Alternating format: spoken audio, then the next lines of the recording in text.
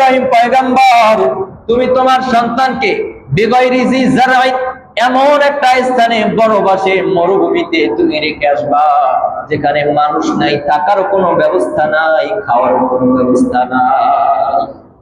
আল্লাহ রাসূল সাল্লাল্লাহু আলাইহি ওয়াসাল্লামের কাছে জিজ্ঞেস করছে সাহাবীরা, মা হাযিহিল আওয়াহি, ইয়া রাসূলুল্লাহ, কুরবানি কি? কুরবানি কি জিনিস? আল্লাহ রাসূল সাল্লাল্লাহু আলাইহি ওয়াসাল্লাম সুন্দর করে জবাব দিয়ে দিয়েছেন, ক্বালা সুন্নাতু আবিকুম ইব্রাহিম, যেটা তোমাদের পিতা ইব্রাহিম আলাইহিস সালামের সুন্নাত। তাইলে আমরা পাইলাম হাদিস দ্বারা কুরবানি এটা কি? ইব্রাহিম আলাইহিস সালামের সুন্নাত। সাহাবীরা আবার প্রশ্ন করতেছে, ফামা লানা ফিহা ইয়া রাসূলুল্লাহ, ও পয়গম্বর, এই কুরবানির মধ্যে আমাদের জন্য কি আছে? এটা ইব্রাহিম আলাইহিস সালামের সুন্নাত বুঝলাম, ইব্রাহিম নবী করছে, তার উম্মতেরা করছে, কিন্তু এখানে আমাদের কি আছে?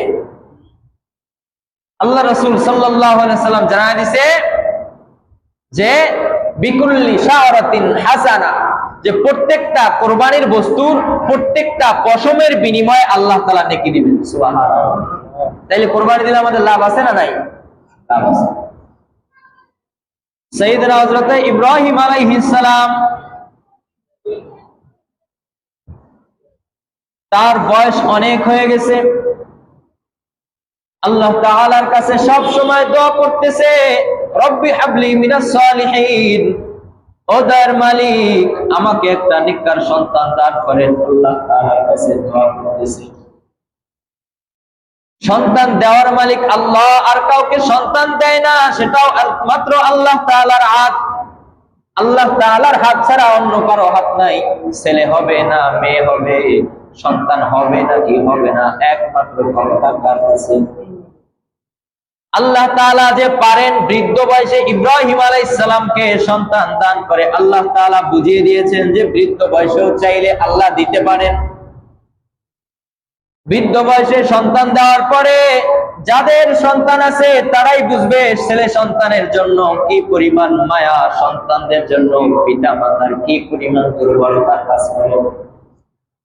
বৃদ্ধ বয়সে সন্তান দেওয়ার পরে সন্তান যখন একটু বড় হলো, আল্লাহ তাআলা হুকুম করলেন, ও ইব্রাহিম পয়গম্বর, তুমি তোমার সন্তানকে বিগয়রি জি জারআইন এমন একটা স্থানে বনবাসে মরুভূমিতে তুমি রেখে আসবা যেখানে মানুষ নাই, থাকার কোনো ব্যবস্থা নাই, খাওয়ার কোনো ব্যবস্থা নাই। আল্লাহ তাআলার হুকুমে বৃদ্ধ বয়সের সন্তান, আল্লাহ তাআলার হুকুমে এত মায়ের সন্তান, এত ভালোবাসার সন্তান তার স্ত্রীকে সাথে করে নিয়ে মরুভূমির নির্জন এক জায়গায় রেখে আসছেন। সাইয়েদনা হযরত ইব্রাহিম আলাইহিস সালামের স্ত্রী ডাক দিয়া বলে, ও পয়গম্বর, এটা কি আল্লাহর হুকুম কিনা? ইব্রাহিম পয়গম্বর জবাব দেয়, হ্যাঁ এটা আল্লাহর হুকুম। আর তার বিবি আর দ্বিতীয় কোনো কথা বলে না। যদি আল্লাহর হুকুম হয় তাহলে আমরা এখানে থাকতে রাজি আছি। ইব্রাহিম পয়গম্বর সেখান থেকে চলে আসে। কিছুদিন পরে যখন ইব্রাহিম আলাইহিস সালামের ছেলে, কোরআনে বর্ণনা করে, যখন বাবার সাথে হাঁটার উপযোগী হয়েছে, একটু বড় হয়েছে, আল্লাহ তাআলা স্বপ্ন দেখায়, ও পয়গম্বর, আপনি আপনার প্রিয় বস্তুকে আপনি কুরবানি করেন। তাফসীরের কিতাবে মুফাসসিরিন ইকরামগণ বলেন, প্রথম যখন আল্লাহ তাআলা স্বপ্ন দেখায়, স্বপ্ন দেখানোর পরে প্রিয় বস্তু হিসাব করে বলে এরকম উট তখনকার মানুষের প্রিয় ছিল, উট কুরবানি দিয়ে দিয়েছে। আবার দ্বিতীয় দিন দেখায়, আবার স্বপ্নে দেখায়, ও ইব্রাহিম পয়গম্বর, আপনি আপনার প্রিয় বস্তুকে কুরবানি দিবেন। আল্লাহ তাআলার জন্য ইব্রাহিম পয়গম্বর হিসাব মিলিয়ে ফেলছে যে প্রিয় বস্তু তো আমার একমাত্র সন্তান ইসমাঈল আলাইহিস সালাম। আল্লাহ তাআলা ইসমাঈলকে কুরবানি দেওয়ার জন্য বারবার স্বপ্ন দেখাইতেছে। নবী রাসূলগণের স্বপ্ন ওহী, তাদের স্বপ্ন সত্য। আল্লাহ তাআলার হুকুমে ইব্রাহিম পয়গম্বর ওই যেখানে বনবাসে মরুভূমির নির্জন জায়গায় রেখে আসছিলেন সেখানে চলে গেছেন ইসমাঈলের খোঁজে। সেখানে যাওয়ার পরে দেখে অনেক বাড়ি ঘর উঠে গেছে। মানুষের কাছে জিজ্ঞেস করার পরে যে এখানে ইসমাইল নামে একটা সন্তান আর তার মা এখানে রেখে গেছিলাম, বাড়িঘর তো অনেক উঠেছে, তারা কোথায় থাকে? মানুষের কাছে খোঁজ নেওয়ার পরে দেখা দিছে যে ওই বাড়িতে ইসমাইল আলাইহিস সালাম এবং তার মা থাকে। দরজায় গিয়া নক করার পরে তার প্রিয় সন্তান ইসমাইল আলাইহিস সালাম দরজা খোলার পরে বাবাকে চেনে না। যখন ইব্রাহিম আলাইহিস সালাম তার মার কথা বলছে, তার মা আসার পরে দেখে তো চিনে ফেলছে, আর সন্তানকে বলেছে এটাই তোমার পিতা ইব্রাহিম আলাইহিস সালাম। ইব্রাহিম আলাইহিস সালাম তার সন্তানের ব্যাপারে বললেন, আমার সন্তানকে একটু গুছায়া দাও, সাজায়া দাও, আমার সন্তানকে নিয়ে আমি একটু ঘুরতে যাব, দাওয়াত খাইতে যাব, সন্তানকে নিয়ে যাব। সন্তানকে যখন গুছায়া দেয়, রওনা করায় দেয়, যখন যাইতেছিল পথের মধ্যে শয়তান ইসমাইল আলাইহিস সালাম ছোট শিশু ইসমাইলকে দাঁড়া করা বলতেছে, ও ইসমাইল, তোমাকে নিয়ে কোথায় যাবে তুমি কি জানো? বলে আমাকে নিয়ে ঘুরতে যাবে, বেড়াতে যাবে। শয়তান বলতেছে, ও ইসমাইল, না না, তোমাকে নিয়ে কোনো ঘুরতে যাবে না, তোমাকে নিয়ে তোমাকে জবাই করবে, তোমাকে হত্যা করবে। আল্লাহ তাআলা এই নির্দেশ দিয়েছে। ইসমাইল আলাইহিস সালাম জবাব দিয়েছে, যদি আল্লাহর হুকুম হয় তাহলে আমি এই জবাইতে সম্মত আছি। সুবহানাল্লাহ। যেমন বাবা তেমন সন্তান।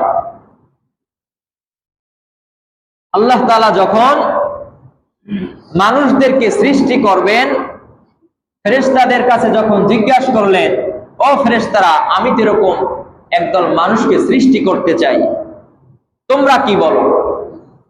ফেরেশতারা বলে, আল্লাহ, এর পূর্বে যে আপনি জিন জাতিকে সৃষ্টি করছেন, তারা তো পৃথিবীতে অনেক ফাসাদ, রক্তপাত করেছে, আপনি মানুষকে সৃষ্টি করার দরকার নাই, তারাও দুনিয়াতে গিয়ে এরকম করবে। আল্লাহ জিজ্ঞাসা করছে ফেরেশতাদের মতামত কি, তারা হা বললেও সৃষ্টি করবে, না বললেও সৃষ্টি করবে। তো ইব্রাহিম আলাইহিস সালামও তার সন্তানকে এইভাবে একটা প্রশ্ন করছেন যে, তোমাকে তো আল্লাহ তাআলার হুকুম তোমাকে জবাই করার জন্য, কুরবানি করার জন্য নির্দেশ দিয়েছে, তুমি কি বলো? সে কি বলছে? ক্বালা সাতাজিদুনি ইনশাআল্লাহু মিনাস সাবিরিন। ও আমার পিতা, অবশ্যই অবশ্যই আপনি আমাকে ধৈর্যশীলের মধ্যে পাবেন। সুবহানাল্লাহ। যেমন পিতা তেমন সন্তান।